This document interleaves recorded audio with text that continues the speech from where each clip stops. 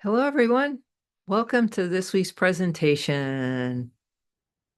This week, we'll talk about mass media. I'm presenting this, and I'm Dr. Lenny Opfer. I do have a basic framework from the textbook Communication Mosaics by Julia Wood, but I've actually entered in research information that I've developed as opposed to just taking out of the textbook this week. So some focus questions to think about are: how do media shape our thinking? To what extent is news constructed or created? What is the mean world syndrome? To what extent is the content of media controlled by powerful corporations? And then how can you develop media literacy? The basic content of the presentation includes a definition of mass media, the features, as we'll see through the eyes of several different theorists, and then some guidelines for interacting more effectively with mass media. So the definition of mass media. Media consists of all the information sources that address large audiences. This can be books or film or television. It could be radio, newspapers, advertising, and it can also be magazines and information you get from your computer. It does not include email, instant messaging, texting, or social media, but we will talk about social media when we cover digital media later in the presentation. Mass media is a major source of information and entertainment. It includes ideas about people, events, issues, and cultural life. Recently, we've seen a lot about politics and the election. And then TV remains Americans' top source for national and international news. So I included a chart here. So this was a survey that was conducted recently, October 31st, 2024, and they were looking at where people were getting their political information about the election. So you could see from the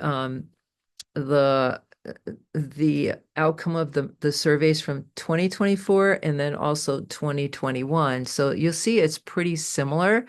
And Fox News is one of the top sources for people at 13%. Then you have CNN, which has a smaller audience. This election was only 10%. And then you have local TV and ABC, NBC, smaller percentages. NPR, very small percentage. MSNBC also smaller. But when you combine some of these smaller sources, they do add up so that we can see, even though Fox News is it has the greatest number compared to any single one, we do have people looking at other news sources. And then some people are looking at New York Times, and then people are looking at their news feed through social or other platforms like Twitter or X now, right? Okay, so that kind of gives you an idea that people are getting a lot of information or political or news information from television still. Now we're going to move into talking about the different theories that help to understand media. So the first theorist we're going to look at is Marshall McLuhan, and he is a communication scholar. He died in 1980, so he's not alive anymore. He was looking at how the dominant media strongly shape human life, and he had this expression, the medium is the message, which became very, very widely used. And he also identified 4 areas of communication. So we are going to be looking at those 4 areas, but first I want to expand on this concept of the medium as the message. So this concept, the medium as the message, it encapsulates one of his central ideas in media theory. It means that the form of a message, so whether it's television, print, or the internet, it influences how a message is perceived and also how it shapes the human experience. And it's more profound, that influence is more profound than the content in the message itself. So whatever the source is, whether it's television, print, whether we're talking face to face, right, it will influence us based on just the type of medium rather than the content of the medium, right? So some of the ideas behind that. So he looked at the medium's effects and he argued that each medium has its own inherent properties that shape how information is delivered and also how people interact with it. Some examples are television, which is a visual medium. So it's got visual and auditory. And so it's what you see and what you hear. And this shapes how we receive or perceive the reality differently than print when we're reading it in a newspaper or magazine.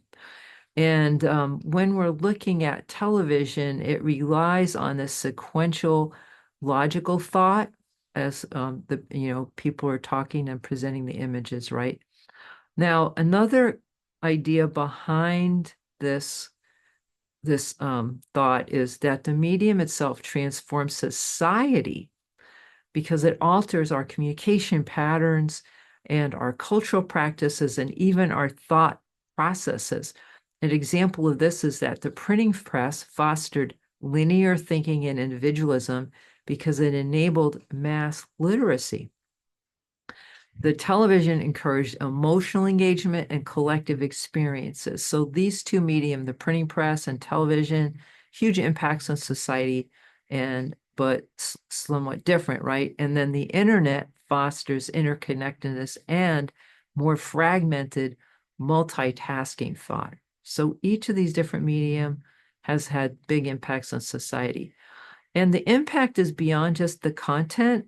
So McLuhan emphasized that the form of communication influences society more than the specific content it delivers. So an example, a newspaper and a smartphone might deliver the same news story, but their effects on the user and on society are vastly different. Why? Because it's different in how it engages people, right? Smartphones enable instant interactivity, while newspapers require focus and sequential reading. So it takes longer to get through the article, right? So you have to read through it. Another idea behind this medium as the message is that the medium are extensions of our human senses.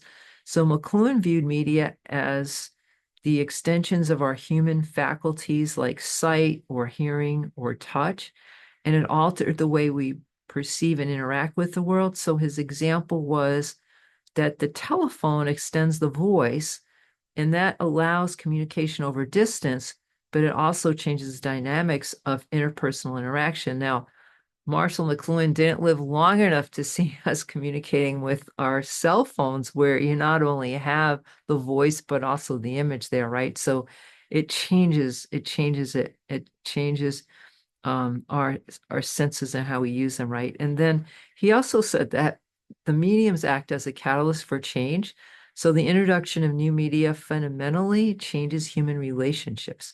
It also changes societal structures and our culture. So an example here is a more recent one, which is that the internet has shifted communication from top down, the mass media, to more decentralized and participatory ways of communicating through social media. All right. So these are all the examples. And then another example of the medium as the message is when we got electric light, McLuhan pointed out that the light bulb itself as a medium transforms our environments. So it enables nighttime activities. So regardless of how you use it, whether you use the light to read a book or to illuminate a stadium, it just has a huge influence on what we're able to do now, right? If you think about times before there was the electric light bulb, right? People didn't stay up as late. They wouldn't be watching TV. They wouldn't be reading and so on, right? All right, so so that's one example. And then another example is television. So the medium of television changed society by emphasizing visual storytelling, which was really different than just being able to hear the stories on the radio. And it also created real-time communication. So when you watched the news, it was a live broadcast, and so that was real time what was when it was happening. And this had a huge impact on politics, education, and also just our general culture. Now, social media has also created some changes. So platforms like Twitter, which is now called X, or Instagram, they affect human interaction by encouraging brevity, right? People abbreviate everything. Everything's so short, and the immediacy. So it's got to be right now, and also a visual focus. So you have memes where everything's put into pictures, and then also now we have these really short kinds of videos that we see on TikTok, right? So it doesn't matter what's the content, it's this immediacy and this visual focus that's common to all the social media, right? So our takeaway from this idea that the medium is the message is that it challenges us to look beyond the content and to focus on the broader effects of the medium itself, right? So it highlights how the tools that we use to communicate shape our thinking, our behavior, and our structures in profound and often overlooked ways. So, having talked about the medium as the message, I'm going to move on to now talking a little bit more about his the different epochs of human media, and I want to start by saying a little bit about McLuhan. So he lived from 1911 to 1980. And he explored the relationship between communication technologies and societal change. And he was influenced by his background in English literature, and then got into looking at other types of media besides just print, right? And he saw all media as extensions of man. And I say man in quotes because um, that was 1960. So it was before the feminist movement was critiquing the use of man as a generic for all humans, right? I think if he were alive today, he would have said extensions of humans. And McLuhan's theory reflects his belief that media technologies profoundly influence how humans perceive the world and how we organize our societies. And these ideas gained traction in the 1960s and have become central to media and communication studies. So, seeing that, let's turn now to the different epochs. Okay, so the tribal epoch, which was when you had oral communication, the oral tradition, right? So, this is an era in our history that's dominated by people talking to each other, oral communication, before the invention of written language. And in this epoch, human societies were organized there around collective and communal living and shared experiences, largely influenced by the spoken word, what people said to each other. So some key characteristics, okay, so it was an oral culture. Communication was primarily verbal, and it fostered a sense of immediacy and presence in your interpersonal interactions. And knowledge and traditions were passed down orally through storytelling, rituals, and songs. There was a collective consciousness, so communities were closely knit with strong interpersonal bonds and shared values because you'd be in the same space interacting with each other. And there was a lack of written records, which meant that knowledge was communal rather than individual.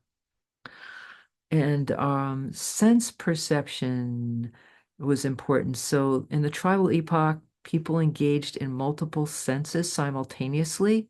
So you were hearing and seeing and smelling, and feeling, through touch, all these things, right? And so it was very immersive and holistic. Whereas TV kind of removed us from other people. When you're watching TV, you can't feel them, you can't smell them, right? You can just see them and you can hear them, but that feels less holistic, right? And then for time and space, the events and knowledge were rooted in the present moment because oral communication relies on the direct interaction in the moment. And memory played a critical role because you couldn't write stuff down. So people just had to remember things and memorize. So people were believed to have much stronger memories at that time. And then people had an emotional connection. So the oral communication created a high level of emotional involvement, and the spoken word would convey the tone, and people would have different inflections and rhythm, and that would make the communication or the messages very personal and engaging. Now, his framework was very important because he came up with this concept of the global village, and he looked at how communities were connected through their shared experiences.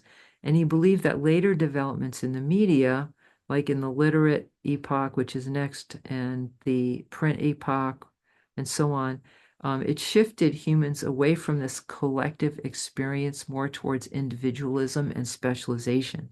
So, in his view, the tribal epoch offers us some insights into how media shape human consciousness and societal structures, and it highlights the deep connection between communication mediums and the human experience. So he's a very intelligent and insightful person, but there are societies still to this day that are oral cultures, or they're tribal cultures, and they still to this day they don't have written language. They communicate face to face and so on. And an example of that are the Kung people. So anthropologists can attest to a lot of the things that he says about this epoch of all of human history as still being true with these with tribal cultures that are still oral cultures. So the next epoch we move to is the literate epoch. And at this time, people created a phonetic alphabet. So they made these graphic marks to represent sounds. And this allowed people to communicate without face-to-face interaction, but its use was limited to elite classes of society. So I will say a little more about what McLuhan found. Okay.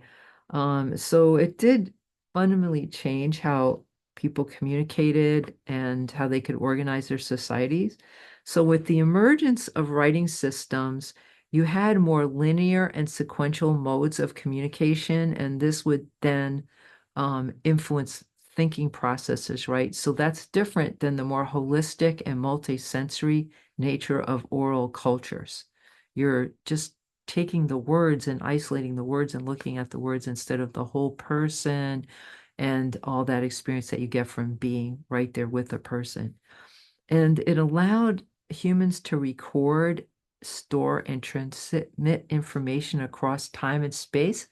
So in communication studies, we look at the writings of Aristotle, as being the first person who actually wrote some theories down about communication, right? So that's what writing was able to do. We do get the rise of individualism. So written language shifted knowledge from collective oral traditions to individual interpretation. And reading became a private activity, and it fostered more introspection and critical thinking. And people no longer relied on communal memory because writing externalized and privatized knowledge as it preserved it. And we get an increase in linear thinking. So writing emphasizes logic and structure and cause-effect reasoning, which influences how people thought about the world. And the sequential communication mirrors the linear nature of a written text. So that influenced the creation of a lot of different disciplines like science, law, philosophy, communication, and so on, right? Um, the literate epoch, the writing could bridge differences because people could send letters, they could write, they could write texts and send them to other places, right? So it transcends your immediate and face-to-face interactions. It allowed for historical records. So this is when history starts, when we actually get written records of what happened. And this enabled societies to preserve knowledge for future generations and create a sense of continuity and long-term planning. It also increases hierarchy in organizations. So the ability to read and write became a specialized skill. And it was initially restricted to elites like the scribes, the priests, and the rulers. And this literacy created more hierarchical societies and it centralized power because those who controlled the written records controlled the information and governance. And we also see that it reduced sensory engagement. So when you are engaging with writing, it narrows human communication to a visual sense and then what's just going on with your minds. Whereas with the oral traditions, people could be more engaged with hearing, as you know, and along with seeing, and they're not just seeing the words, but they're seeing the whole entire person. They're in front of them. You can sometimes smell them, right? And just feel more the whole person than just these abstracted words. And the sensory focus on vision contributed to a development of abstract thought and symbolic representation, which is very, very important to the communication discipline. Okay. So it's an important period and it changed how people interacted and how they thought from the way that they did when you just relied on oral communication. We're going to move now to the print epoch. So you had the Gutenberg press, and many books got printed at a moderate cost, and it made the written word more accessible to larger numbers of people. So it was accessible to the masses.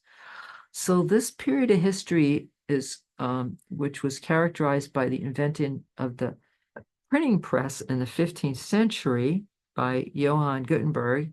It revolutionized communication because it made the written word widely accessible and it furthered transformations in society that couldn't have happened if you didn't have ways to get this information out to lots and lots of people, right?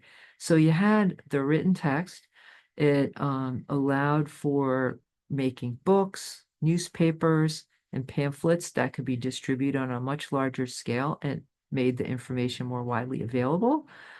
It's standardized, you had a standardization of text, so that would ensure consistency of the ideas that got disseminated, and it would also enable greater accuracy and uniformity when people communicated.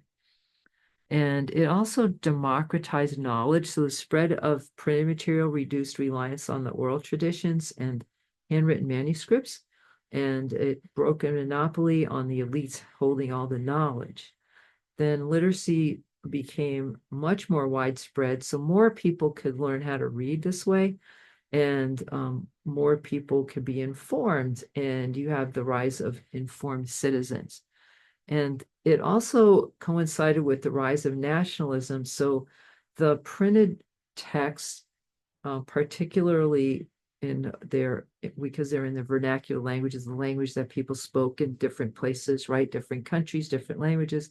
That played a key role in unifying people along these linguistic lines and forming their cultural identities around their language. And mass communication fostered a shared national consciousness and cultural homogeneity, and that was essential to the development of modern nation states. It enhanced individualism, so you had access to printed material, and individuals could independently engage with this, you know, with books, with newspapers, with other kind of pamphlets, and that would foster more autonomy and more critical thinking.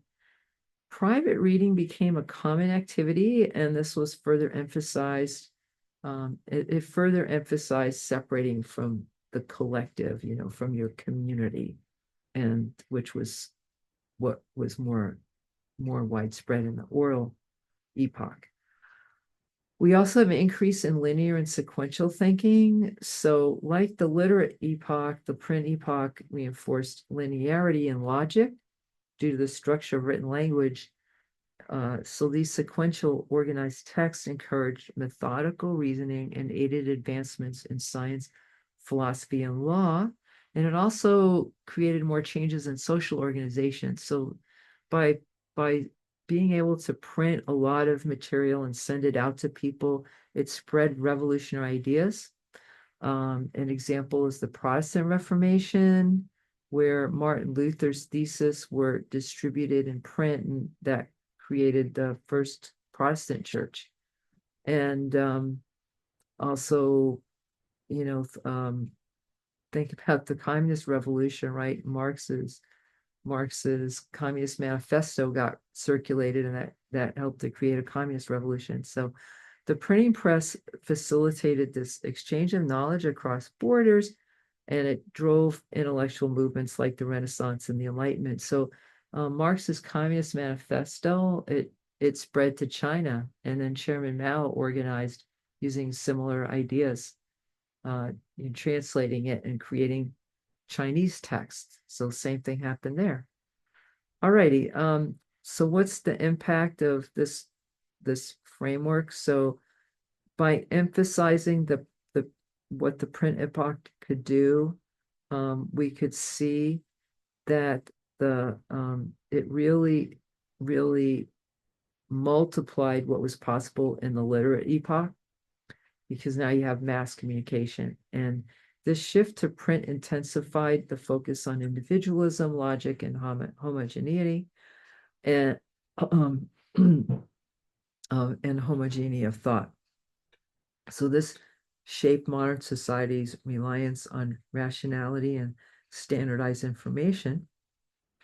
And the mechanization of the print set the stage for the Industrial Revolution and later technological advancements, including the rise of electronic media in subsequent epochs. So this had a huge impact on culture, on thought, and on social structures. Now we're going to move to the electronic epoch. So this was the age first with telegraph, then television, radio, and computers. And Marshall McLuhan talked about now a global village. So what you had in these smaller villages with the oral communication epoch, right now you have the electronic epoch creating what he called a global village. So so Marshall McLuhan believed that individuals and societies were getting connected through the electronic medium that were created, and you could have instantaneous communication through electronic media. And this dissolved some of the barriers of time and space and allowed people worldwide to share information experiences. The computer has multiplied this effect over what you could do with just a phone or with a television or radio. You have, with the electronic epoch, a resurgence of oral culture, because unlike the linear individualistic nature of print and writing, the electronic epoch revived some of the qualities of the tribal epoch by emphasizing the auditory and visual senses. So and we can really see this with video, right? It's more, it feels more real, like you're actually talking to people when you talk to them through video conferencing. Okay, and radio and television brought back collective immersive experiences like the oral culture, but on a much larger scale. So you had television shows and the news that were creating a common experience for people all across, the different countries. So all across the United States or in other countries, all across their countries. And this decentralized information, so it shifted the power from centralized hierarchical structures to more distributed networks of communication. Television broadcasts, for example, allowed for real-time reporting, while the internet and social media have enabled decentralized user-generated content as well. So you can now communicate instantaneously with people that were very, very far away. So the speed of electronic media created a sense of immediacy and fostered a world where events could be witnessed and reacted to in real time. And the radio, telegraph, and television revolutionized how news and information were getting shared, enabling global awareness and interaction. So we know what's going on in other countries, not just our own. And there's a multi-sensory engagement, which is very different than just reading, right? You can hear sounds, you can see images in motion, people in motion, objects in motion. And this created a more holistic sensory experience, which is more like the oral epoch than the print. And television and later digital media engage viewers emotionally and intellectually, creating immersive environments. We find a shift in thinking patterns. So McLuhan argued that linear sequential logic that was fostered by the print media was replaced by a mosaic of interconnected ideas in the electronic epoch. This changed the structure of electronic media, where information is not necessarily linear. It can be more interactive and dynamic, especially now with the integration of digital media with mass media. And you get new social dynamics. So the electronic epoch redefined social and cultural interactions, promoting interconnectedness while also challenging privacy and individuality. Communities were formed around shared media experiences, and the emergence of mass culture influenced politics, entertainment, and identity. So what's the impact of all of this? What's the impact of Marshall McLuhan's work, right? So the medium is a message, this famous phrase, we can really see how these different media shape how we think and interact. We've seen a reversal of some of the print era values. So while the print epoch emphasized individualism and rationality, the electronic epoch fosters collective experiences and more emotional engagement like the oral epoch. And it laid television laid down the foundation for the digital era. So the principles of the electronic epoch laid the groundwork for the digital revolution. And we have now integrated global systems and information networks. So the electronic epoch, according to McLuhan, represents the culmination of humanity's evolution in media, and it bridges sensory immersion of oral traditions with the technological capabilities of the modern world. So that is McLuhan, a very brilliant man, brought us lots of ideas to help us understand the significance and the uses of our media. We're moving now to another theory called uses and gratifications theory. So these were developed by Elihu Katz, Jay Blumler, and Michael Gurevich, published in 1974. And they saw that the states that we use for mass communication is to gratify ourselves.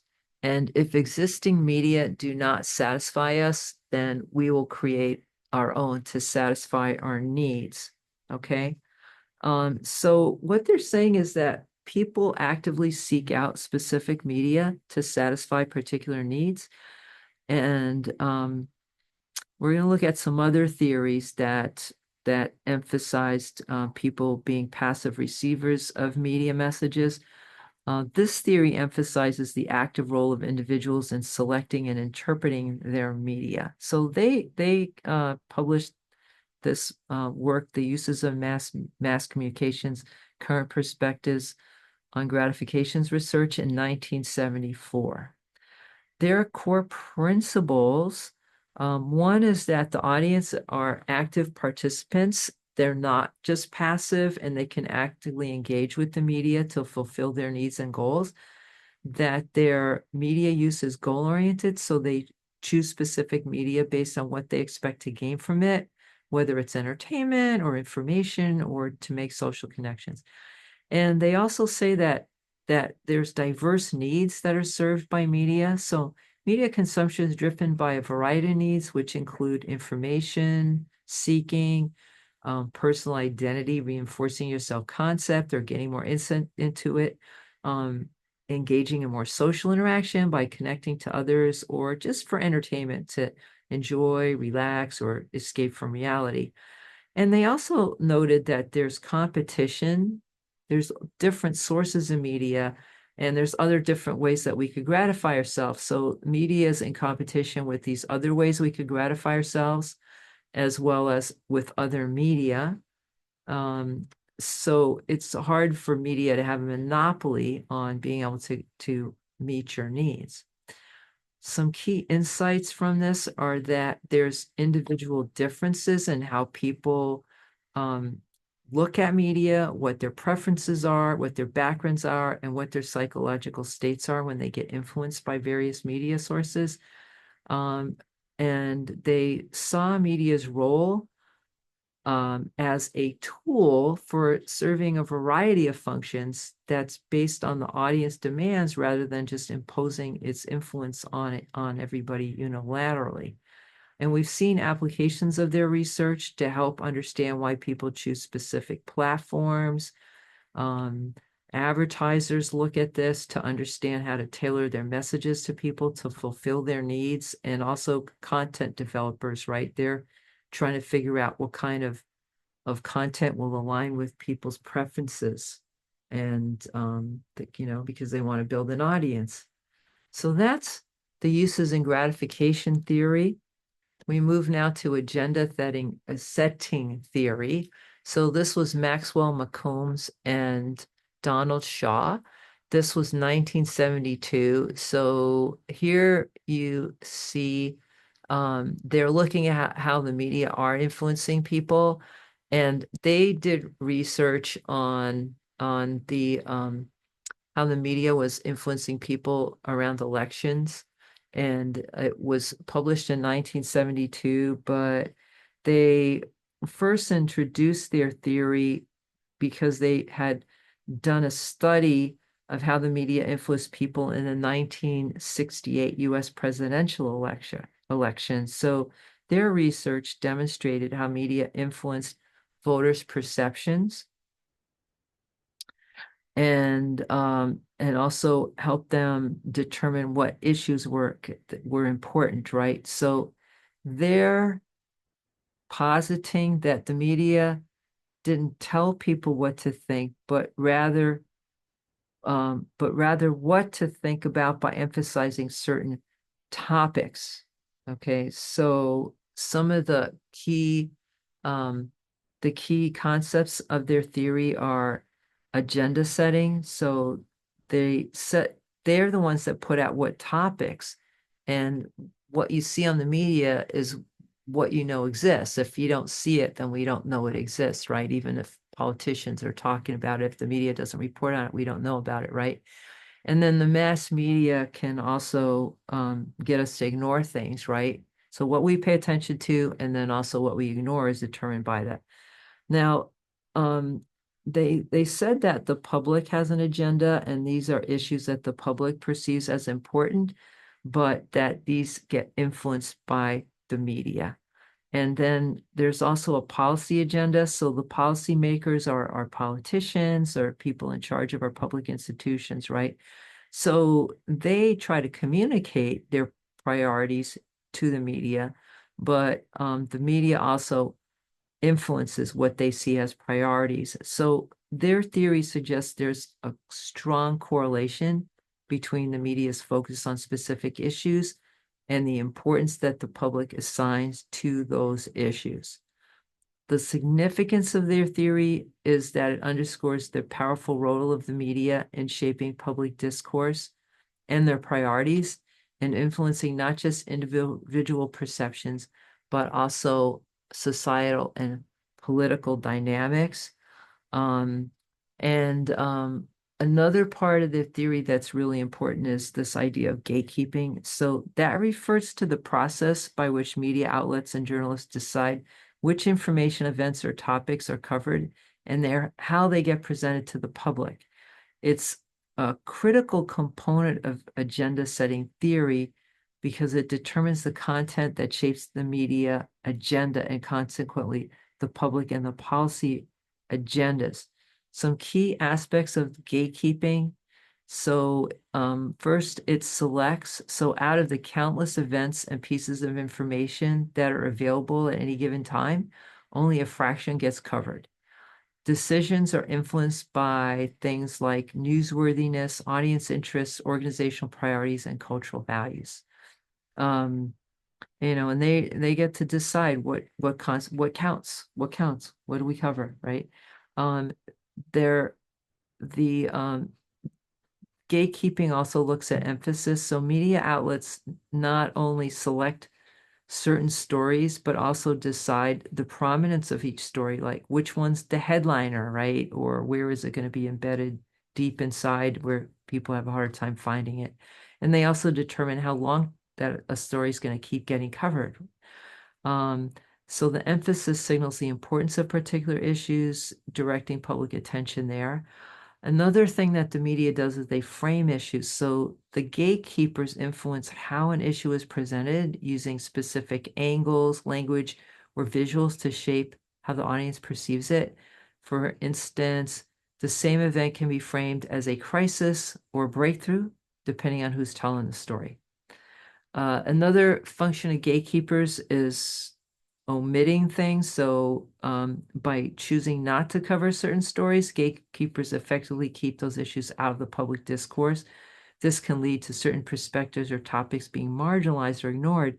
A really good example is when outsourcing started and lots of people started losing their jobs, the media wasn't really covering it.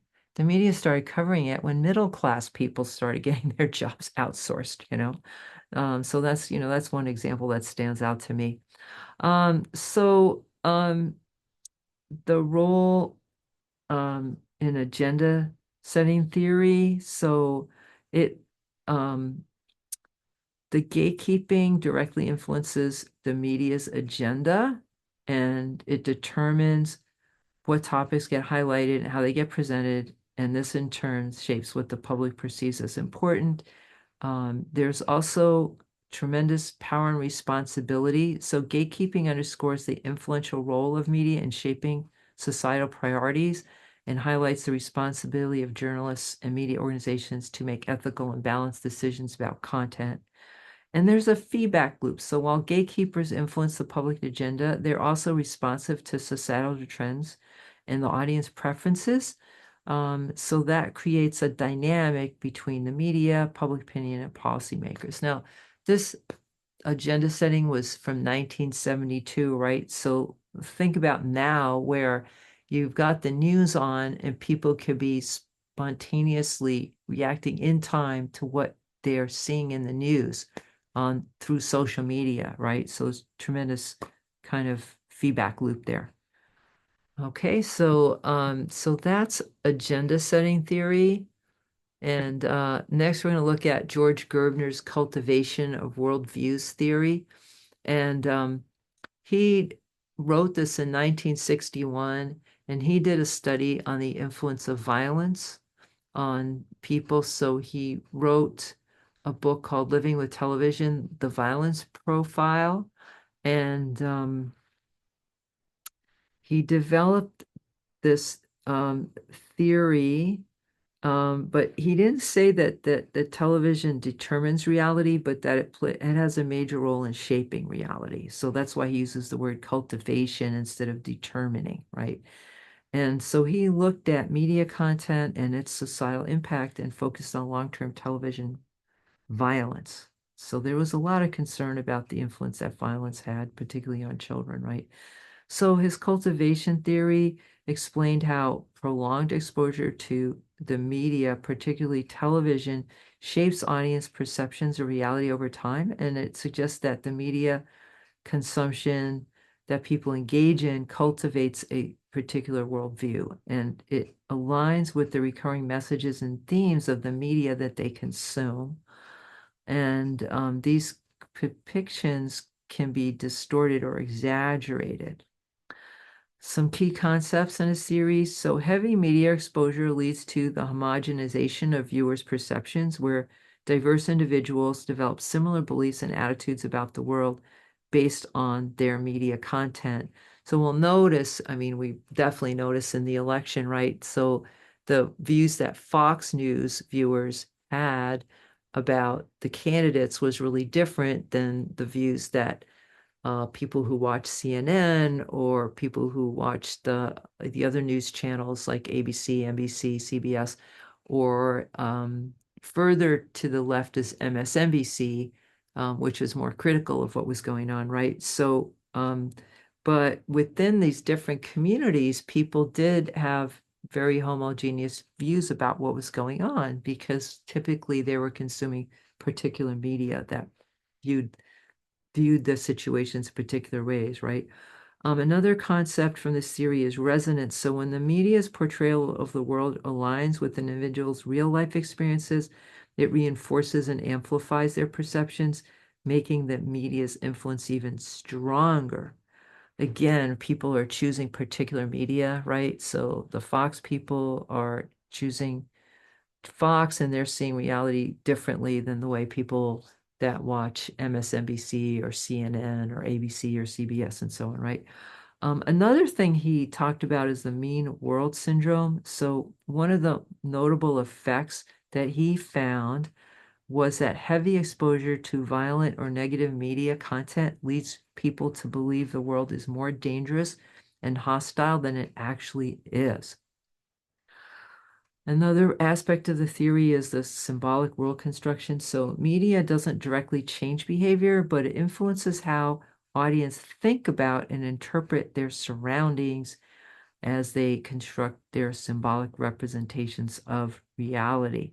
So the significance of this theory is that media does have subtle power.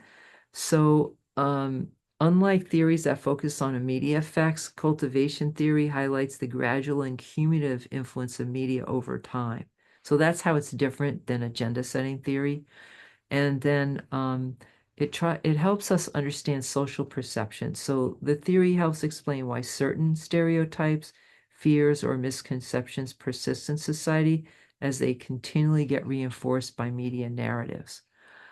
Um, it also has a critique here. It draws attention to the need for diversity and balance in the media representations to prevent skewed world views. There are some criticisms of this theory. So critics argue that the theory oversimplifies audience behavior, ignoring individual differences. So the people who looked at uses theory that's sort of people that would object, right? And then the other thing is that the media changes, right? There's a changing media landscape. So the dominance of television has diminished with the rise of digital and interactive media, and it requires some adjustments to this theory. In sum, the cultivation theory by George Gerbner emphasizes the role of media, particularly television, and how it shapes people's perceptions of reality over time. And it highlights the subtle but profound effects of recurring media messages on societal worldviews. All right, so that's George Gerbner. Next, we're looking at this concept of dominant ideologies. So actually, Marx and Engels first wrote about this in the 1800s, and they wrote a book called The German Ideology. And they found that dominant groups were able to get their ideology out into the public and influence other people in society. Since Marx and Engels, which was a long time ago, wrote, other people have also picked up this perspective. And there was the Frankfurt School, and there's cultural studies and other schools, and it's all falls under the umbrella now of something that's called critical theory. Alrighty, so what they're saying is that with dominant ideologies, they have power to influence people's views or shape their views and shape their understanding of the world. And let's look at the four components of it here: narrative framing, product placement, immersive advertising, construct news, which is shaping what's presented. So Narrative framing. Narrative framing involves how media structures stories, and it emphasizes specific perspectives or angles while omitting others. Um, so with the dominant ideology, it will create an alignment for the people who are in power. So, for example, your economic policies could be framed positively or negatively to favor corporate interests reflecting capitalist ideologies. One of the things that I notice in television is that it looks like everybody, in all the shows, people have a lot of money. They've got these really big houses. They've got modern appliances. They have, beautiful kitchens with islands, brand new furniture, I mean, so they're framing it like, that the majority of Americans, this is how they live, and then it creates a desire for people to want to have all of this material affluence, in their personal lives. Um, Another example I mentioned was how like globalization wasn't getting covered, and then finally it started to get covered much later.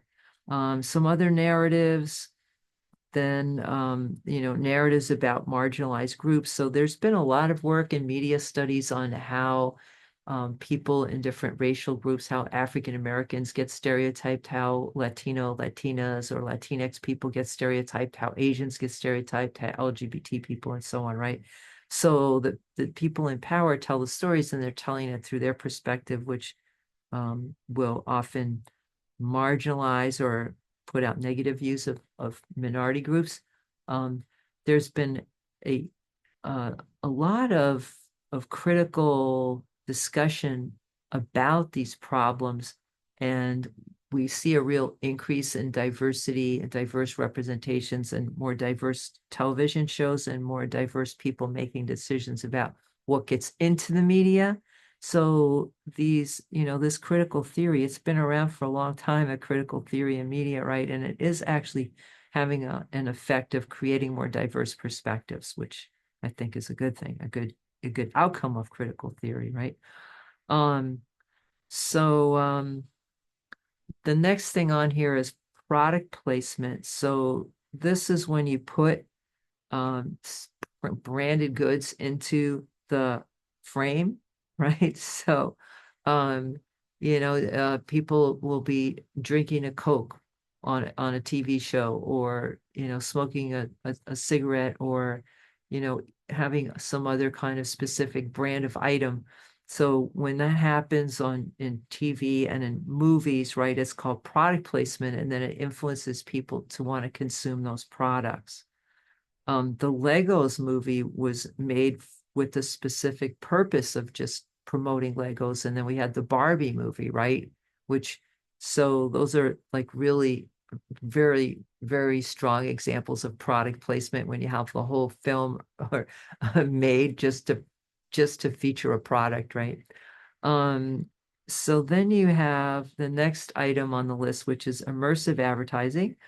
And immersing advertising blends seamlessly into interactive or experiential platforms like virtual reality or social media or visual games. So these campaigns often leverage societal values like individuality, beauty standards, or nationalism, and they create an engaging experience.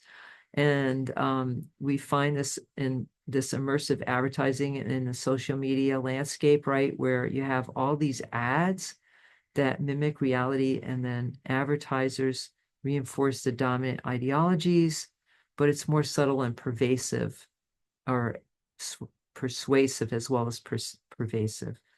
Um, Now, consumers may not recognize the influence of immersive ads, which leads to deeper internalization of both the ad and the values being promoted, which is exactly what the ad producers want, right? Now, the last thing on constructing news. Um, so this is, the agenda setting and cultivation theory explain this, right? So the news is often constructed to prioritize stories that align with the dominant political, economic, or social interests. And so, for example, corporate-owned media outlets downplay labor issues and they highlight pro-business narratives. The language, tone, and imagery are often shaped to align with existing power structures, making certain viewpoints appear more credible or natural. The impact of that is that the audience are exposed to a curated reality that supports the status quo, and it limits critical engagement with alternative perspectives. Overall, what the dominant ideology in the media does is it acts as a guiding force that shapes the way media content is created, how it's disseminated, and how it's consumed. So it reinforces existing power structures, it perpetuates societal norms, and it limits the visibility of alternative viewpoints, subtly shaping our perceptions and behavior. And it in having this lens to understand what's going on, we can recognize the influence, and then we can have a more critical perspective to try to understand what's going on and develop media literacy so that we aren't duped or influenced by messages that may not be serving us. Moving now to digital media and mass communication. So now, in today's world, the mass media and the digital media are increasingly interconnected. So television, radio, and newspapers, they feature social media and websites that you can then interact with the stories that they're telling, right? So there's this increasing connection between the digital and the mass media, and it creates a seamless flow of content across traditional and digital platforms. So I've already said this, that the news now, you can actually start responding to the news in time while they're doing it. You can send them messages and so on. And a lot of the media also has digital subscriptions that you can get, which is another way that the digital and the mass media landscape are merging. Now, traditional mass media have embraced digital platforms to reach a broader audience. So that's why TV shows are available on YouTube and also on streaming platforms like Netflix. Digital media amplifies the reach and the impact of mass media by making it interactive, personalized, and accessible 24/7. And this integration allows mass media to remain relevant in an area where audiences demand instant on-the-go information and entertainment. The second thing here, that mass media and computer-mediated communication are increasingly responsive to each other. So mass media and computer-mediated communication like emails and social media or instant messaging, right? These traditional media are using the digital tools to enhance interactivity, and the computer-mediated platforms are often borrowing from mass media strategies to distribute their information. To dig into that a little further, the news outlets are engaging with audience through social media platforms for real-time feedback, like comments on what they're reporting on. And then the computer-mediated medias are borrowing from the mass media. So social media platforms use algorithms and trends from mass media to curate news feeds and push their content. And there's a feedback loop between the mass media and CMC, which fosters greater interactivity, responsiveness, and real-time adaptability. So viral tweets can drive mass media headlines, and mass media stories can dominate the social media discussion. So it's a two-way street there. This last area, dominance of digital media, is affecting human thought, ways of relating to each other, and sense of community, right? So we're engaging in more nonlinear thinking. So unlike the sequential nature of print media, digital media encourages fragmented and multitasking thought patterns, which affects attention spans and critical thinking. And there's an algorithmic influence. So the search engines and social media algorithms shape what people perceive as important, and it influences their opinions and the knowledge that they accumulate, right? It also influences ways of relating. So relationships are increasingly mediated through digital communication, texting, video calls, and so on. And it's reducing face-to-face interactions. People don't want me to call them anymore. They want me to text and make an appointment if I'm going to call them, right? It's just seems so strange, but that's what people want now. And while digital platforms create opportunities for global connections, they may also foster superficial and transactional relationships, like thinking, what's in it for me all the time. Um, digital communities have fostered a sense of community, so it enables virtual communities to develop based on shared interests, and this can transcend our geographic barriers.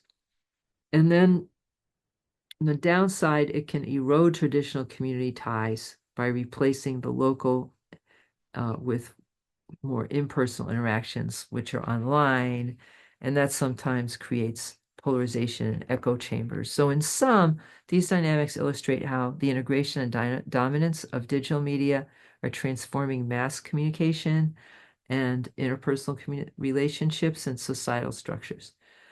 Um, it does offer us unprecedented opportunities for connection and innovation, but they also present challenges for maintaining depth of thought, meaningful relationships, and communicating cohesion. Also, attention spans are greatly reduced. This is something that drives me nuts in the classroom.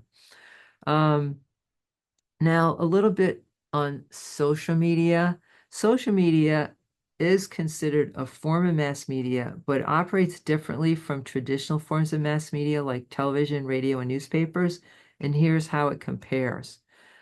Um, it does have a wide reach like mass media and can disseminate to large audiences across the globe. It can have content-rich distribution, so it can share news, entertainment, advertisements, and educational content. And it can have a lot of influence, like mass media, right? It can shape public opinion, trends, and cultural norms. Some differences for mass media is the interactivity. So unlike traditional mass media, which is primarily a one-way communication, social media allows for two-way interactions between content creators and audiences. It does have user-generated content, so social media platforms rely heavily on content created by users, while the traditional mass media relies more on professionals. And then mass or the digital media is less centralized, so it's decentralized. It lacks the centralized control typical of traditional mass media outlets, which allows individuals to act as broadcasters. Uh, it doesn't have gatekeepers like mass media. So social media is a form of mass media due to its ability to communicate messages to very large audiences, but it's interactive and user-driven, which distinguishes it from traditional forms of mass communication. So moving to our next slide now, developing media literacy. So these are some guidelines about what you can do so that you can be a more discerning user and not get swayed in ways which could be destructive, right? So the first thing here is to realistically assess the media's influence, and that involves a multidimensional approach that examines how media content, platforms, and consumption patterns shape individuals and society. To get more granular on this point, right?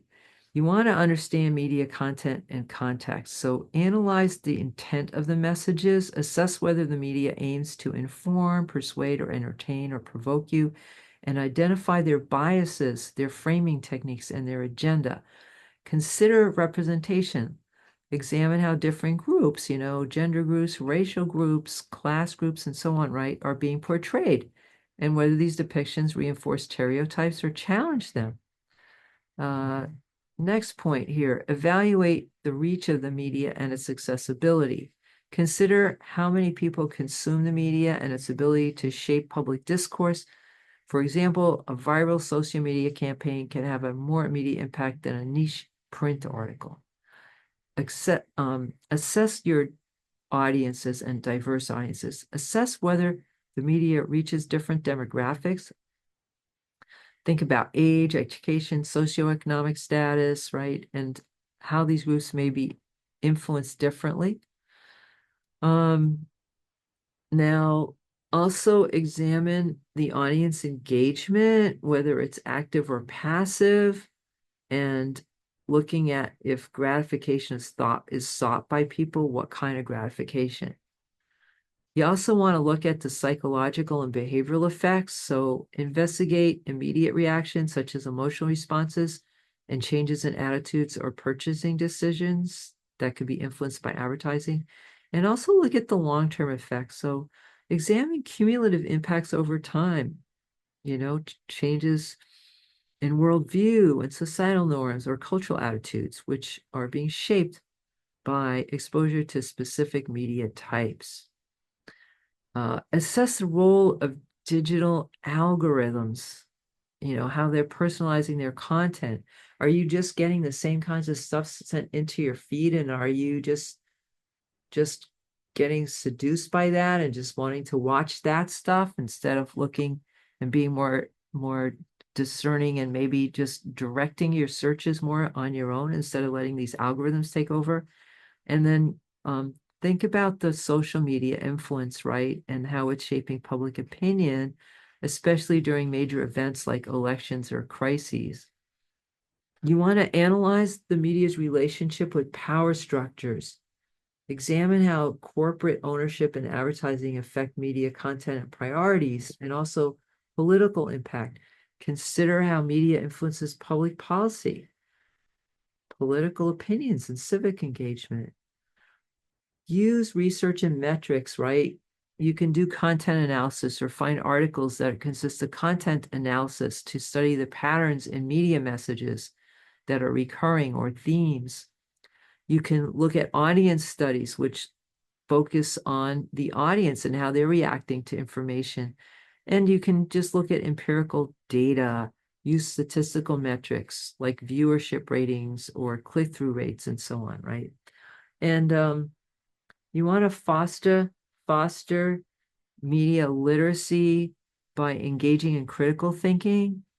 Think about the reliability of the sources and their motivations for putting their media content out there, and also engage in fact checking. So encourage verifying claims using reliable fact checking tools or alternative sources. So I'll show you a couple of those in a few minutes.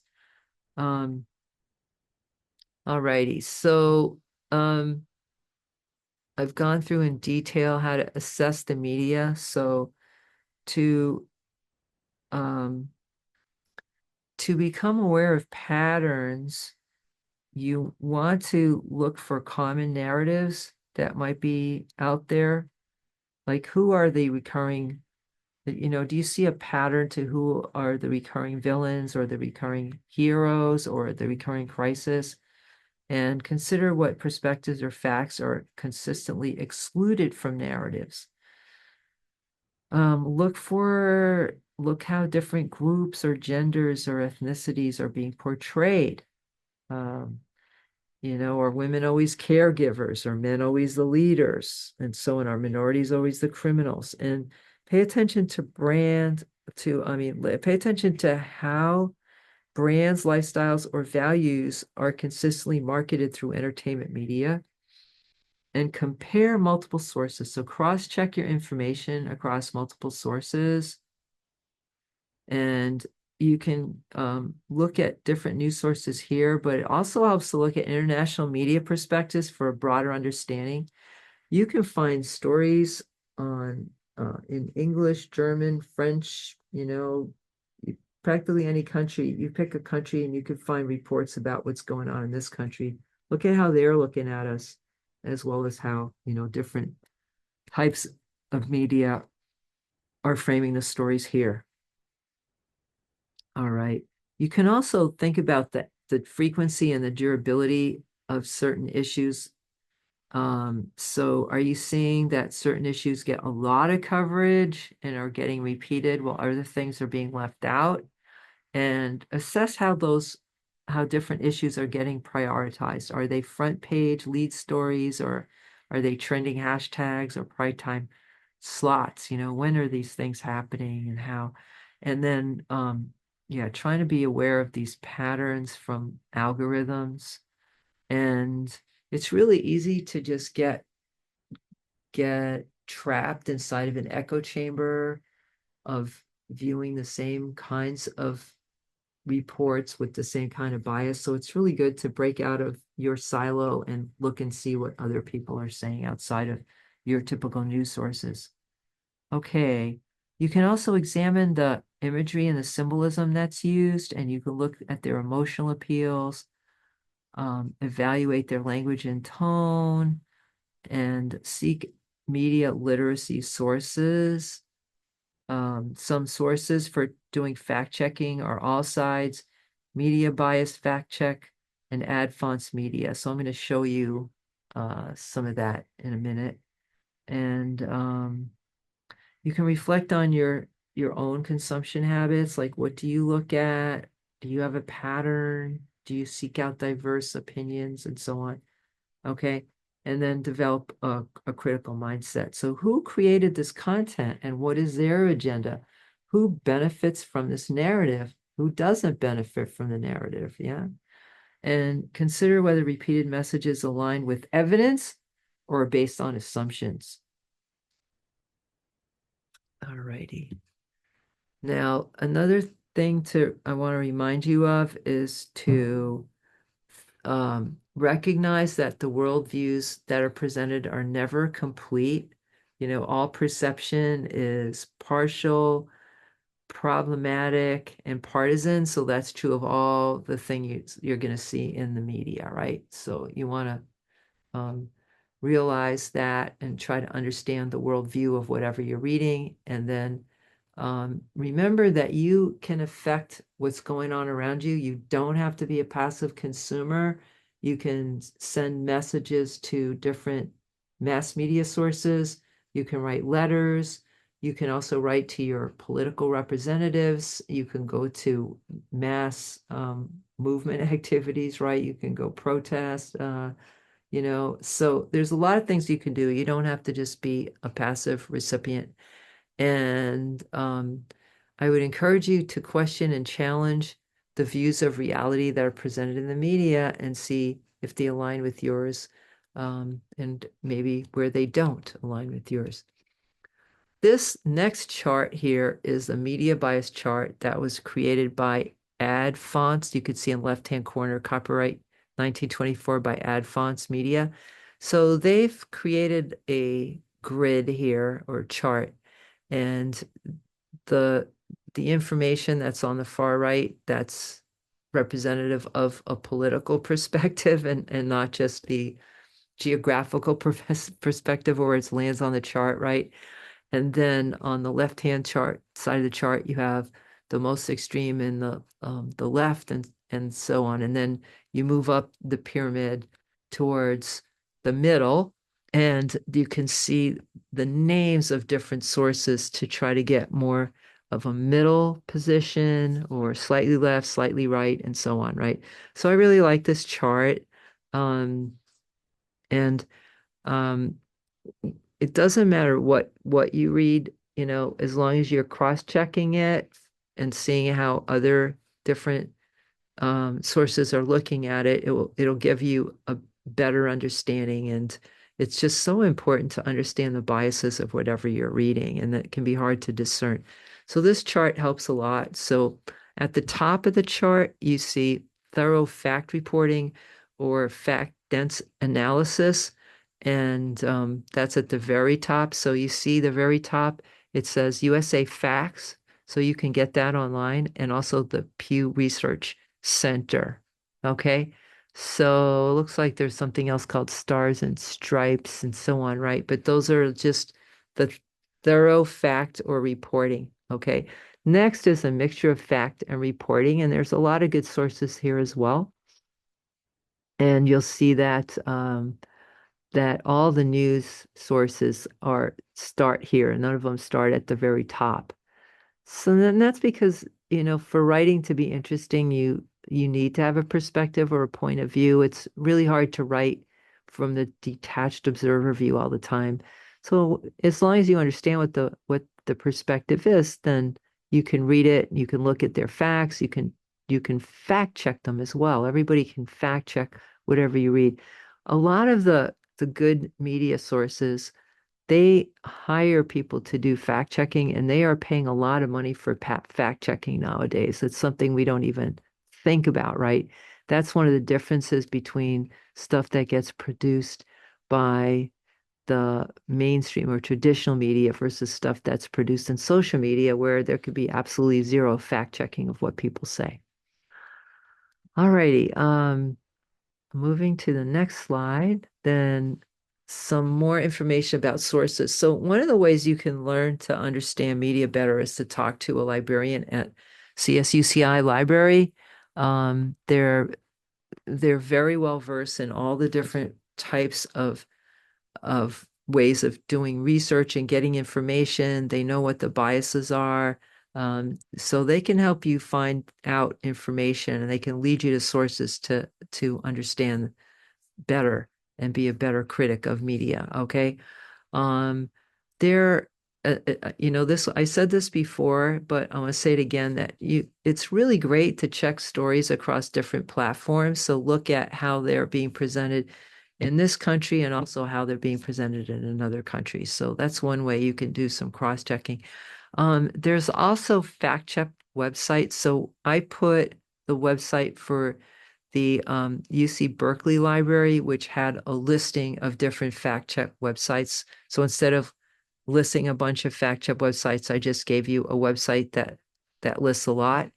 And then at the bottom of here, this is a new resource that I've learned about from my nephew, who's a college student. He told me he gets Ground News, and I've taken a look at it. And they collect stories from lots of different sources, the same way that Apple News does, but they don't just collect them, they rate them on their biases. So it's kind of interesting. And so they'll have a story that's covered by someone on the left and the right and the center, and then you'll see the different stories, and then you can compare them so that you can start to discern for yourself whether you think something's biased or not, right? So um, they use, I think they analyze, it says on their website how they conduct their analysis. Um, and I think it's pretty thorough. I've used it occasionally, and sometimes I disagree with their assessment, uh, and sometimes they actually retract things that they said because they were not informed, and they'll change their opinion. So I think it's interesting. It's something that's newer, and it's a way to kind of cross-check across different news platforms. Alrighty, so what have we talked about today? So we've looked at the evolution of mass communication through the four epochs that were talked about by Marshall McLuhan.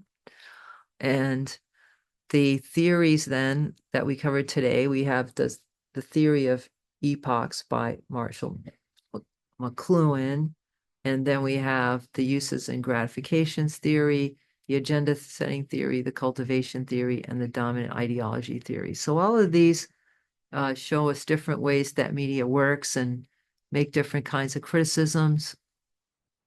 And then finally, I I went over some guidelines for developing media literacy, which is so important today.